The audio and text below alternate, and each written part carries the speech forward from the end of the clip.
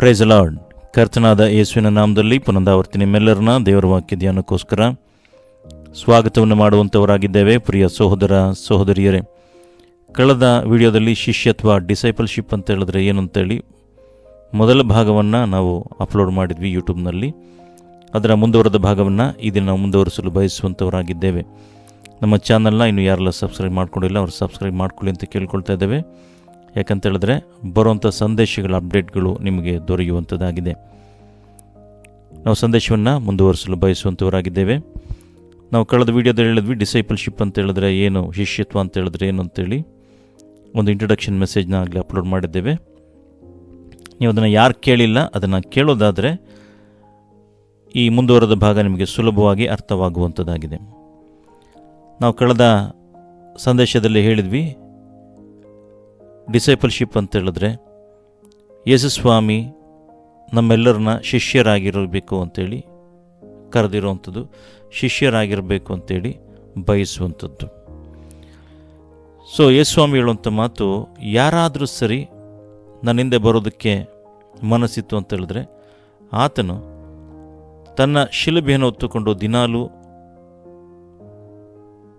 ಯೇಸುವನ್ನು ಹಿಂಬಾಲಿಸಬೇಕು ಅಂತೇಳಿ ಸ್ವತಃ ಯೇಸುಸ್ವಾಮಿ ಹೇಳೋದನ್ನು ನಾವು ನೋಡ್ತೇವೆ.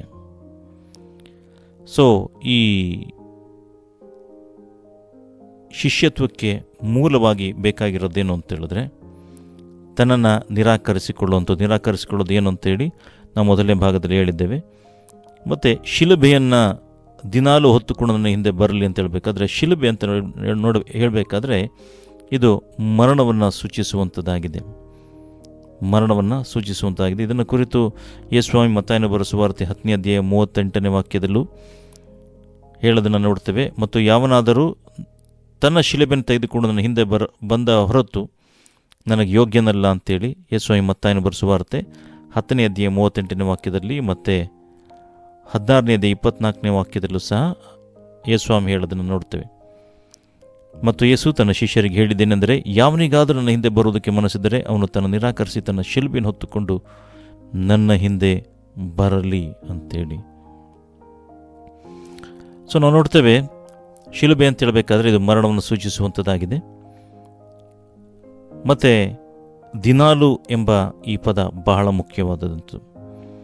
ದಿನಾಲು ಅಂತ ಹೇಳಬೇಕಾದ್ರೆ ನಮಗೆ ಕ್ರಿಸ್ತನ ವಿಷಯದಲ್ಲಿ ನಮಗಿರಬೇಕಾದಂಥ ಮನೋಭಾವನೆ ಅಂದರೆ ನಾವು ಯಾವ ರೀತಿಯಾಗಿ ಇರಬೇಕು ಅಂತೇಳಿ ಅದನ್ನು ದಿನ ನಾವು ನೂತನಪಡಿಸ್ಕೊಳ್ತಾ ಇರಬೇಕು. ದಿನ ನಾವು ರಿನ್ಯೂ ಆಗ್ತಾ ಇರಬೇಕು ಅಂತ ಹೇಳಿದ್ರೆ ಪ್ರತಿ ದಿವಸ ನಾವೇನಾಗಬೇಕು, ಬದಲಾಗ್ತಾ ಇರಬೇಕು ಅಂತೇಳಿ. ಎಲ್ಲಿ ತನಕ ಬದಲಾಗಬೇಕು ಅಂತ ಹೇಳಿದ್ರೆ ನಮ್ಮ ಕಡೆ ಉಸಿರಿನ ತನಕ ನಾವು ಬದಲಾಗಬೇಕು. ಅಲ್ಲಿ ತನಕ ಬದಲಾವಣೆ ಅನ್ನೋದು ಬಹಳ ಮುಖ್ಯ. ಹಾಗಾಗಿ ಎಲ್ಲೋ ಒಂದು ಸಾರಿ ಮಾಡಿ ಅದನ್ನು ಬಿಟ್ಬಿಡ್ತೀವಿ ಅಂತ ಹೇಳಿದ್ರೆ, ಇಲ್ಲ ಮರ್ತೋಗ್ತೀವಿ ಅಂತ ಹೇಳಿದ್ರೆ ಅದು ಕ್ರಿಸ್ತನ ಮಾರ್ಗದಲ್ಲಿ ನಡೆಯೋದಕ್ಕಾಗಲ್ಲ. ಆ ರೀತಿಯಾಗಿ ನಡೆದ್ರೆ ಕ್ರಿಸ್ತನ ಮಾರ್ಗದಲ್ಲಿ ನಡೆಯೋದಕ್ಕಾಗೋದಿಲ್ಲ. ಸೊ ಯಾಕಂತ ಹೇಳಿದ್ರೆ ನಮ್ಮ ಪಾಲಿಗೆ ನಾವು ಸಾಯಬೇಕು. ಅಂದರೆ ನಮ್ಮ ಪಾಲಿಗೆ ನಾವು ಸಾಯಬೇಕು. ಆವಾಗ ಮಾತ್ರನೇ ನಾವು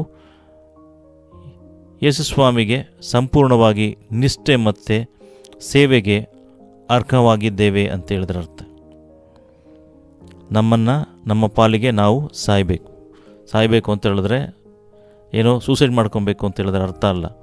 ಅಂದರೆ ನಮ್ಮ ಇಷ್ಟಕ್ಕೆ ನಮಗೆ ಬೇಕಾದ ರೀತಿಯಲ್ಲಿ ನಾವು ಬದುಕೋದಕ್ಕೆ ಆ ರೀತಿ ಬದುಕಲ್ಲ, ಅದರ ಪಾಲಿಗೆ ನಾವು ಸತ್ತವರಾಗಿರಬೇಕು.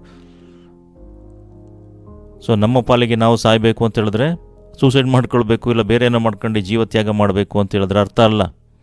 ಹಾಗಾಗಿ ದೇವರ ವಾಕ್ಯಗಳನ್ನು ನಾವು ಸರಿಯಾಗಿ ಅರ್ಥ ಮಾಡ್ಕೊಳ್ಬೇಕು. ನಮ್ಮ ಪಾಲಿಗೆ ಸಾಯೋದು ಅಂತ ಹೇಳಿದ್ರೆ we should dye for our self. ಅಂದರೆ ಸೆಲ್ಫ್ ಅಂತ ಹೇಳಬೇಕಾದ್ರೆ ನಮ್ಮ ಸ್ವಂತ ಸಂಗತಿಗಳಿಗಾಗಿ, ಅಂದರೆ ನಾನು ಅನ್ನೋದು ಏನಿದೆ ಅದು ಸಾಯಬೇಕು ಅಂತ ಹೇಳಿದ್ರೆ ಅರ್ಥ. ಸೊ ನಮ್ಮ ಸ್ವಂತಿಕೆ ಇರ್ಬೋದು, ನಮ್ಮ ಜ್ಞಾನ ಇರ್ಬೋದು, ನಮ್ಮ ಆಲೋಚನೆಗಳಿರ್ಬೋದು, ನಮ್ಮ ಬುದ್ಧಿಶಕ್ತಿ ಇರ್ಬೋದು, ಕಾರ್ಯವೈಖರಿ ಇರ್ಬೋದು, ಏನು ಬೇಕಾದ್ರೂ ಇರ್ಬೋದು, ಆ ನಮ್ಮ ಸ್ವಂತಿಕೆ ಏನಿದೆ, ನಮ್ಮ ಏನಿದೆ ಅದಕ್ಕೆ ಸಾಯುವಂಥವರಾಗಿರಬೇಕು. ಅದು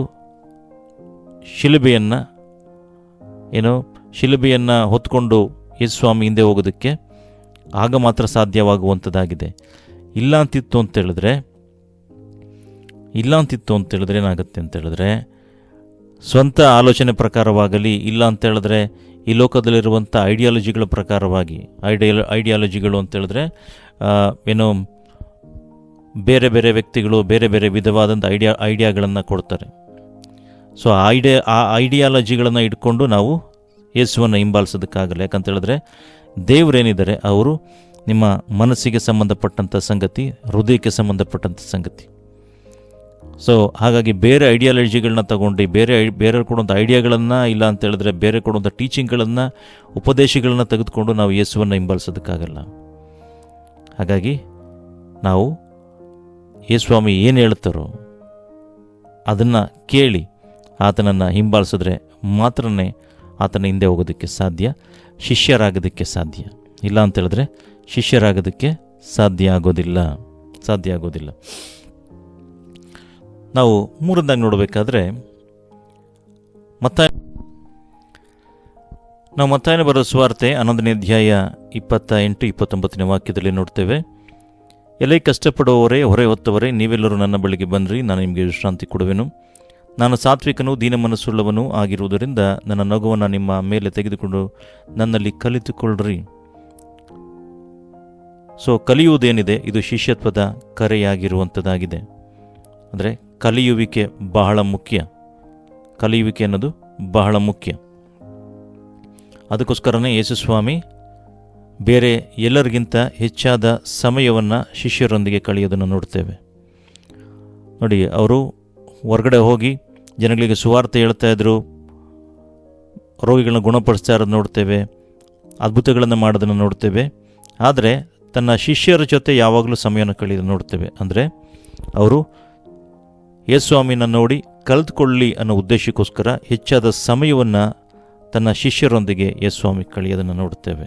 ಅದರ ಅರ್ಥ ಅವರು ಕಲೀಲಿ ಅನ್ನೋ ಉದ್ದೇಶಕ್ಕೋಸ್ಕರ ಯೇಸುಸ್ವಾಮಿ ತನ್ನ ಶಿಷ್ಯರ ಜೊತೆಗೆ ಹೆಚ್ಚು ಸಮಯವನ್ನು ಕಳೆದರು. ಸೊ ಕಲಿಯುವಿಕೆ ಅನ್ನೋದು ಶಿಷ್ಯತ್ವದ ಕರೆಯಾಗಿರುವಂಥದ್ದಾಗಿದೆ. ಹಲ್ಲೆಲೂಯಾ. ಅದು ಮಾತ್ರವಲ್ಲ, ಅಪೊಸ್ತಲ ಕೃತ್ಯಗಳು 5ನೇ ಅಧ್ಯಾಯ, ಬುಕ್ ಆಫ್ ಆಕ್ಟ್ಸ್, ಅಪೊಸ್ತಲ ಕೃತ್ಯಗಳು 5ನೇ ಅಧ್ಯಾಯ 40-41ನೇ ವಾಕ್ಯವನ್ನು ನೋಡುವಾಗ ದೇವರ ವಾಕ್ಯದಲ್ಲಿ ಬರೆದಿದೆ, ಅವರು ಅವನ ಮಾತಿಗೆ ಒಪ್ಪಿ ಅಪೊಸ್ತಲರನ್ನು ಕರೆಸಿ ಹೊಡೆಸಿ ಯೇಸುವಿನ ಹೆಸರನ್ನು ಹೇಳಿ ಮಾತಾಡಬಾರದೆಂದು ಅಪ್ಪಣೆ ಕೊಟ್ಟವರನ್ನು ಬಿಟ್ಟರು. ಅಪೊಸ್ತಲರು ತಾವು ಆ ಹೆಸರಿನ ನಿಮಿತ್ತವಾಗಿ ಅವಮಾನ ಪಡುವುದಕ್ಕೆ ಯೋಗ್ಯರೆನಿಸಿಕೊಂಡವೆಂದು ಸಂತೋಷಿಸುತ್ತಾ. ನೋಡಿ, ದೇವರ ವಾಕ್ಯದಲ್ಲಿ ಬರೆದಿದೆ, ಬಾಧೆ ಪಡುವಂಥದ್ದು ಶಿಷ್ಯತ್ವದ ಭಾಗವಾಗಿರುವಂಥದ್ದಾಗಿದೆ. ಅಂದರೆ ಬಾಧೆ ಅನ್ನೋದು ಇದು ಮಾನಸಿಕವಾಗಿರ್ಬೋದು, ಶಾರೀರಿಕವಾಗಿರ್ಬೋದು. ಈ ಬಾಧೆ ಪಡುವಂಥದ್ದು ಶಿಷ್ಯತ್ವದ ಭಾಗವಾಗಿದೆ. ಸೊ ನಾವು ಇದನ್ನು ಚೆನ್ನಾಗಿ ಅರ್ಥ ಮಾಡ್ಕೊಳ್ಬೇಕಾಗಿದೆ. ಯಾಕಂತ ಹೇಳಿದ್ರೆ ಅನೇಕರಿಗೆ ಯೇಸುಸ್ವಾಮಿಯನ್ನು ಯಾವ ರೀತಿಯಾಗಿ ನೋಡ್ತಾರೆ ಅಂತ ಹೇಳಿದ್ರೆ, ಯೇಸುಸ್ವಾಮಿಯಿಂದ ಬರುವಂಥ ಆಶೀರ್ವಾದಗಳು, ಅದ್ಭುತಗಳು, ಗುಣಗಳು, ಒಳ್ಳೆತನಗಳು, ಏನು ಒಳ್ಳೆಯದಿದೆ ಎಲ್ಲ ಬೇಕು ಯೇಸುಸ್ವಾಮಿಯಿಂದ. ಆದರೆ ಯೇಸುವಿನ ನಿಮಿತ್ತವಾಗಿ ವೇದನೆಗಳು ಬರಬೇಕಾದ್ರೆ, ದೂಷಣೆಗಳು ಬರಬೇಕಾದ್ರೆ, ನಿಂದನೆಗಳು ಬರಬೇಕಾದ್ರೆ, ಅಪವಾದಗಳು ಬರಬೇಕಾದ್ರೆ, ನೋವುಗಳು ಬರಬೇಕಾದ್ರೆ, ಅದರಲ್ಲೂ ಸಹ ನೀವು ಯಾವ ರೀತಿಯಾಗಿ ಇರ್ತೀರ ಅಂತೇಳಿ ದೇವರು ನಿಮ್ಮನ್ನು ನೋಡುವಂಥವರಾಗಿದ್ದಾರೆ. ಹಾಗಾಗಿ ನೀವು ನಿಜವಾದ ಶಿಷ್ಯರಾಗಿತ್ತು ಅಂತ ಹೇಳಿದ್ರೆ, ನೀವು ಎಂಥ ಪರಿಸ್ಥಿತಿ ಬಂತು ಅಂತ ಹೇಳಿದ್ರು, ಯಾರೇ ನಿಮ್ಗೆ ಎದುರಾಗಿ ಬಂತು ಅಂತ ಹೇಳಿದ್ರು, ಯಾರೇ ನಿಮ್ಗೇನೇ ಮಾಡ್ತು ಅಂತ ಹೇಳಿದ್ರು, ಎಷ್ಟೇ ವೇದನೆಗಳಿತ್ತು ಅಂತ ಹೇಳಿದ್ರೆ, ನೋವುಗಳಿತ್ತು ಅಂತ ಹೇಳಿದ್ರೆ, ದುಃಖಗಳಿತ್ತು ಅಂತ ಹೇಳಿದ್ರು, ನೀವು ದೇವರಿಗೋಸ್ಕರ ನಿಲ್ಲುವಂಥವರಾಗ್ತೀರಾ. ಯಾರು ಆ ರೀತಿಯ ನಿಲ್ತಾರೆ ನೋಡಬೇಕಾದ್ರೆ ಶಿಷ್ಯರು ಮಾತ್ರ ನಿಲ್ಲೋದಕ್ಕೆ ಸಾಧ್ಯ. ನೀವು ಶಿಷ್ಯತ್ವದಲ್ಲಿತ್ತು ಅಂತ ಹೇಳಿದ್ರೆ ಮಾತ್ರ ನಿಲ್ಲೋದಕ್ಕೆ ಸಾಧ್ಯ. ಇಲ್ಲ ಅಂತೇಳಿದ್ರೆ ಅವರು ಕೇವಲ ವಿಶ್ವಾಸಿಗಳು, ಯೇಸುವಿನಿಂದ ಏನಾರು ದೊರಕ್ಬೋದಾ, ಏನಾರು ಸಿಗ್ಬೋದಾ ಅಂತ ಬರುವಂಥ ವಿಶ್ವಾಸಿಗಳಾಗಿತ್ತು ಅಂತ ಹೇಳಿದ್ರೆ ಅವರು ಶಿಷ್ಯರಾಗೋದಕ್ಕೆ ಸಾಧ್ಯ ಆಗೋದಿಲ್ಲ. ಸಾಧ್ಯ ಆಗೋದಿಲ್ಲ. ನಾವು ನೋಡ್ತೇವೆ ಯೇಸುಸ್ವಾಮಿ ಶಿಷ್ಯಂದಿರು ತಮ್ಮ ಪ್ರಾಣವನ್ನೇ ಕೊಟ್ಟರು. ಯೇಸು ಮೇಲಿನ ಪ್ರೀತಿಗಾಗಿ, ಯೇಸುಗೋಸ್ಕರ ತಮ್ಮ ಜೀವವನ್ನೇ ಕೊಟ್ಟರು. ತುಂಬ ಕ್ರೂರವಾಗಿ ಅವರನ್ನು ಸಾಯಿಸಿದ್ರು. ಆದರೂ ಸಹ ತಮ್ಮ ನಂಬಿಕೆಯನ್ನು ಅವರು ಬಿಡಲಿಲ್ಲ, ಯೇಸುವನ್ನು ಅವರು ತ್ಯಜಿಸಲಿಲ್ಲ. ಪ್ರಿಯ ಸೋದರ ಸೋದರಿಯರೇ, ಯೋಹಾನ ಒಬ್ಬನನ್ನು ಬಿಟ್ಟು ಆತನ ಶಿಷ್ಯರಲ್ಲಿ ಯೋಹಾನ ಒಬ್ಬನನ್ನು ಬಿಟ್ಟು, ಯಾಕಂದರೆ ಅವನನ್ನು ಪದ್ಮೋಸ್ ದ್ವೀಪಕ್ಕೆ ಹಾಕ್ತಾರೆ. ಪ್ರಕಟಣೆ ಬರೆದಂಥ ಯೋಹಾನ ಆ ವ್ಯಕ್ತಿಯೊಬ್ಬನ ಬಿಟ್ಟು ಮಿಕ್ಕವರೆಲ್ಲ ಅವರು ಕ್ರೂರವಾಗಿ ಸಾಯೋದನ್ನು ನೋಡ್ತೇವೆ. ಅಂದರೆ ಶಿಷ್ಯರಾಗಿದ್ದುಕೊಂಡು ಬಾಧೆ ಪಡೋದಕ್ಕೂ ಅವರು ಸಿದ್ಧವಾಗಿದ್ದರು, ಸಾಯೋದಕ್ಕೂ ಸಹ ಸಿದ್ಧವಾಗಿದ್ದರು. ಅವರು ನಿಜವಾದ ಶಿಷ್ಯರು. ಈ ವಾಕ್ಯ ಸಂದೇಶವನ್ನು ಕೇಳ್ತಿರುವಂಥ ಪ್ರಿಯ ಸಹೋದರ ಸಹೋದರಿಯರೇ, ನಿಮ್ಮನ್ನು ನೀವು ಆಲೋಚನೆ ಮಾಡಿ ನೋಡ್ಕೊಳ್ರಿ, ಅವಲೋಕಿಸ್ಕೊಳ್ರಿ. ನೀವು ನಿಜವಾದ ಶಿಷ್ಯರು ಹೌದಾ ಅಲ್ವಾ? ನಿಜವಾದ ಶಿಷ್ಯತ್ವದಲ್ಲಿ ನೀವು ಹೋಗ್ತಾ ಇದ್ದೀರಾ ಇಲ್ವಾ? ಕೇವಲ ಇನ್ನೂ ವಿಶ್ವಾಸಿಗಳಾಗಿ ಜೀವಿಸ್ತಾ ಇದ್ದೀರಾ? ಯೇಸುವನ್ನು ಕೊಡೋ ಯೇಸುವಾಗಿ ಮಾತ್ರನೇ ಇಟ್ಕೊಂಡಿದ್ದೀರಾ? ಯೇಸುವಿಂದ ಬರುವಂಥದ್ದನ್ನು ಮಾತ್ರ ಹೊಂದ್ಕೊಳ್ಳುವಂಥ ವಿಶ್ವಾಸಿಗಳಾಗಿದ್ದೀರಾ? ಯಾವ ರೀತಿಯಾದಂಥ ವಿಶ್ವಾಸಿಗಳು ನೀವಾಗಿದ್ದೀರಾ ಅಂತೇಳಿ ನಿಮ್ಮನ್ನು ನೀವು ಆಲೋಚನೆ ಮಾಡಿ ನೋಡ್ರಿ. ಇನ್ನೂ ನೀವು ಯೇಸುವಿನಿಂದ ನಾನು ತಗೊಳ್ತೀನಿ ಯೇಸುವನ್ನು ಜೀವನ ಪರ್ಯಂತ ಬರೀ ತಗೊಳ್ಳೋದ್ರಲ್ಲೇ ಯೇಸುವಿನ ತಗೊಳ್ಳೋದಕ್ಕೋಸ್ಕರನೇ ಇದ್ದೀರಾ? ಇಲ್ಲ ತಗೊಳ್ತಾನೆ ಇರಬೇಕು ಅಂತೇಳಿ ಜೀವಿಸ್ತಾ ಇದ್ದೀರಾ? ಇಲ್ಲ, ನಾನು ಶಿಷ್ಯನಾಗ್ತೀನಿ, ಏನೇ ಬಂತು ಅಂತ ಹೇಳೋದು ಸರಿ, ಇದ್ರೂ ಸರಿ ಹೋದ್ರೂ ಸರಿ, ನಾನು ಯೇಸುಗೋಸ್ಕರ ಜೀವಿಸ್ತೀನಿ ಅಂತೇಳಿ ಆ ಶಿಷ್ಯತ್ವಕ್ಕೆ ನೀವು ನಡೆಯುವಂಥವರಾಗಿದ್ದೀರಾ ಇಲ್ವಾ ಅಂತೇಳಿ ನಿಮ್ಮನ್ನು ನೀವು ಆಲೋಚನೆ ಮಾಡಿ ನೋಡ್ರಿ. ಬಾಧೆ ಪಡುವುದು ಶಿಷ್ಯತ್ವದ ಭಾಗವಾಗಿದೆ. ಅದು ಮಾತ್ರವಲ್ಲ, ಮತ್ತಾಯನ ಬರೆದ ಸುವಾರ್ತೆ 10ನೇ ಅಧ್ಯಾಯ 25ನೇ ವಾಕ್ಯದಲ್ಲಿ ಬರೆದಿದೆ. Book of Matthew chapter 10 verse 25. Book of Matthew chapter 10 verse 25. ಮತ್ತಾಯ 10ನೇ ಅಧ್ಯಾಯ 25ನೇ ವಾಕ್ಯದಲ್ಲಿ ಬರೆದಿದೆ, ಗುರುವಿನಂತೆ ಆಗುವುದು ಶಿಷ್ಯನಿಗೆ ಸಾಕು, ದಣಿಯಂತೆ ಆಗುವುದು ಆಳಿಗೆ ಸಾಕು. ಗುರುವಿನಂತೆ ಆಗುವುದು ಶಿಷ್ಯನಿಗೆ ಸಾಕು ಅಂತೇಳಿ ಯೇಸುಸ್ವಾಮಿ ಹೇಳೋದನ್ನು ನೋಡ್ತೇವೆ. ಅಂದರೆ ಗುರುವಿನ ಹಾಗೆ ಆಗಬೇಕು ಅನ್ನೋದು ಶಿಷ್ಯತ್ವದ ಗುರಿಯಾಗಿರಬೇಕು. ಮೇನ್ ಏನಂತ ಹೇಳಿದ್ರೆ, ನಾನು ಗುರುವಿನಂತೆ ಆಗುವಂಥದ್ದು ಶಿಷ್ಯತ್ವದ ಗುರಿಯಾಗಿರುವಂಥದ್ದಾಗಿದೆ. ನಿಮ್ಮ ಟಾರ್ಗೆಟ್ ಏನು? ಹಣವನ್ನು ಹೊಂದ್ಕೊಳ್ಳೋದ? ಹಣವನ್ನು ಟಾರ್ಗೆಟ್ ಮಾಡಿ ಹೋಗುವಂಥದ್ದು, ಯೇಸುವಿನಿಂದ ಹಣ ಸಿಕ್ಕತ್ತೆ ಅಂತ ಹೋಗೋದ, ಐಶ್ವರ್ಯ ಸಿಕ್ಕತ್ತೆ ಅಂತ ಹೋಗೋದ, ಆಸ್ತಿ ಸಿಗುತ್ತೆ ಅಂತ ಹೋಗೋದ, ಇಲ್ಲ ಅದ್ಭುತ ಸಿಗುತ್ತೆ ಅಂತ ಹೋಗೋದ, ನನಗೆ ಮನೆ ಸಿಕ್ಕತ್ತೆ, ಕಾರ್ ಸಿಕ್ಕತ್ತೆ, ಸೈಟ್ ಸಿಕ್ಕತ್ತೆ, ನನಗೆ ಬೇಕಾದಂಥ ಒಡವೆಗಳು ಸಿಕ್ಕತ್ತೆ, ಚಿನ್ನ ಸಿಕ್ಕತ್ತೆ, ಬೆಳ್ಳಿ ಸಿಕ್ಕತ್ತೆ, ಈ ರೀತಿಯಾಗಿ ಈ ಭೋಗದ ವಸ್ತುಗಳು, ಈ ಲೌಕಿಕ ವಸ್ತುಗಳಿಗೋಸ್ಕರ ನೀವು ಯೇಸುವನ್ನು ಹಿಂಬಾಲಿಸ್ತಾ ಇದ್ದೀರಾ? ಇಲ್ಲ, ನಾನು ಗುರುವಿನಂತೆ ಆಗಬೇಕು, ನಾನು ಯೇಸು ಹೇಳಿದ ಪ್ರಕಾರ ನನ್ನ ಜೀವಿತ ಮಾರ್ಪಡಬೇಕು, ಯೇಸುಗೋಸ್ಕರ ಜೀವಿಸಬೇಕು, ಯೇಸುವಿನಂತೆ ಆಗಬೇಕು ಅಂತೇಳಿ ನೀವು ಜೀವಿಸ್ತಾ ಇದ್ದೀರಾ? ನಿಮ್ಮನ್ನು ನೀವು ಆಲೋಚನೆ ಮಾಡಿ ನೋಡ್ರಿ. ಗುರುವಿನಂತೆ ಆಗುವುದು ಶಿಷ್ಯತ್ವದ ಗುರಿಯಾಗಿದೆ. ಅದು ಮಾತ್ರವಲ್ಲ, book of Matthew chapter 10 verse 42 ನೋಡ್ಬೇಕಾರೆ, book of Matthew chapter 10 verse 42. ಮತ್ತು ಈ ಚಿಕ್ಕವರಲ್ಲಿ ಒಬ್ಬನಿಗೆ ಯೇಸುವಿನ ಶಿಷ್ಯನೆಂದು ಯಾವನಾದರೂ ಒಂದು ತಂಬಿಗೆ ತಣ್ಣೀರನ್ನಾದರೂ ಕುಡಿಯುವುದಕ್ಕೆ ಕೊಟ್ಟರೆ ಬರತಕ್ಕ ಪ್ರತಿಫಲವು ಅವನಿಗೆ ತಪ್ಪುವುದಿಲ್ಲ ಎಂದು ನಿಮಗೆ ಸತ್ಯವಾಗಿ ಹೇಳುತ್ತೇನೆ ಎಂದನು. ಅಂದರೆ ಇತರರಿಗೆ ಫಲವನ್ನು ಶಿಷ್ಯತ್ವ ಒದಗಿಸುತ್ತದೆ ಅಂತೇಳಿ, ಇತರರಿಗೆ ಫಲವನ್ನು ಶಿಷ್ಯತ್ವವು ಒದಗಿಸುತ್ತದೆ.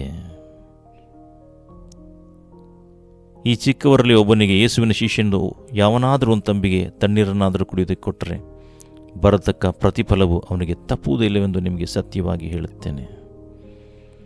ಅಂದರೆ ಯೇಸುವಿನ ಶಿಷ್ಯ ಅಂತೇಳಿ ಯಾರಾದರೂ ಸರಿ ಒಂದು ತಂಬಿಗೆ ನೀರು ಕೊಟ್ಟರು ಅಂತ ಹೇಳಿದ್ರು ಅದಕ್ಕೆ ಬರಬೇಕಾದ ಪ್ರತಿಫಲವನ್ನು ಅವನಿಗೆ ಅದು ಸಿಕ್ಕತ್ತೆ, ಅದು ಮಿಸ್ ಆಗೋದಿಲ್ಲ, ಖಂಡಿತ ದೊರಕುತ್ತದೆ ಅಂತೇಳಿ ಯೇಸುಸ್ವಾಮಿ ಹೇಳೋದನ್ನು ನೋಡ್ತೇವೆ. ಹಲ್ಲೆಲೂಯ. ಪ್ರಿಯ ಸೋದರ ಸೋದರಿಯರೇ, ಇದುವರೆಗೂ ನಾನು ಶಿಷ್ಯತ್ವದ ಸತ್ಯಾಂಶಗಳಿದೆ ಅದನ್ನು ನಿಮಗೆ ತಿಳಿಸ್ಕೊಟ್ಟಿದ್ದೇವೆ. ಇದು 2ನೇ ಭಾಗ. 3ನೇ ಭಾಗದಲ್ಲಿ ನೀವು ಶಿಷ್ಯರಾಗಬೇಕು ಅಂತ ಹೇಳಿದ್ರೆ ಇರುವಂಥ ನಿಬಂಧನೆಗಳು, ರೂಲ್ಸ್ಗಳೇನಿದೆ, ನಿಯಮಗಳೇನಿದೆ ಅದನ್ನು ತಿಳಿಸ್ಕೊಡ್ತೇವೆ. ಈ ವಾಕ್ಯವನ್ನು ಯಾರೆಲ್ಲ ಕೇಳ್ತಾ ಇದ್ದೀರೋ, ಈ ಸಂದೇಶವನ್ನು ಬೇರೆ ಯಾರಿಗೆಲ್ಲ ಶೇರ್ ಮಾಡಬೇಕು ಅಂತೇಳಿ ನಿಮಗೆ ದೇವರ ಆಲೋಚನೆ ಕೊಡ್ತಾವ್ರಿಗೆಲ್ಲ ಶೇರ್ ಮಾಡಿ ಅಂತ ಕೇಳ್ಕೊಳ್ತಾ ಇದ್ದೇವೆ. ದೇವರ ರಾಜ್ಯದ ಸುವಾರ್ತೆಯಲ್ಲಿ ಪಾಲ್ಗಾರರಾಗಿ ಅಂತ ಕೇಳ್ಕೊಳ್ತಾ ಇದ್ದೇವೆ. ದೇವರು ಈ ವಾಕ್ಯಗಳ ಮುಖಾಂತರವಾಗಿ ನಿಮ್ಮನ್ನು ಆಶೀರ್ವಾದ ಮಾಡಲಿ. God bless you.